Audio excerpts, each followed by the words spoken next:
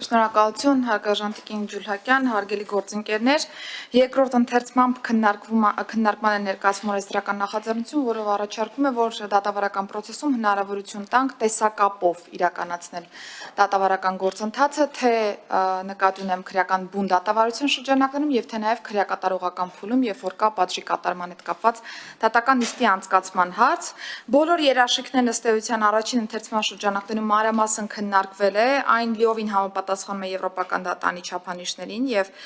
նաեւ պաշտպանի հետ խորհրդապահական կարգով հաղորդակցության բոլոր երաշխիքները նախատեսվում է։ Ընդհանրապես նշեմ, որ առաջին եւ երկրորդ ընթերցման ռեժիմում կառավարությունը երկու կարելի ասել տեխնիկական առաջարկներ ունի։ Առաջինը վերաբերում է քրեակատարողական օրենսգրքի նախագծին, որով առաջարկում ենք փոքր փոփոխություն կատարել, որպեսզի հարմոնիզացված լինեն նախագծի շրջանակներում առաջարկվող կարգավորումները եւ առաջարկում ենք նախագծում ամեն դեպքում փաթեթում ներառել ձերբակալված եւ կալանավորված անձանց պահելու մասին օրենքում լրացում կատարելու մասին օրենքի նախագիծը, որպեսզի կրկին ներդաշնակություն ապահովենք, որովհետեւ ԶՊՎ-ների մասով եւս այս կարգավորում ունենք նախատեսած, շատ կարճ ժամանակը չեմ խլի, թերևս այսքանը, շնորհակալ եմ։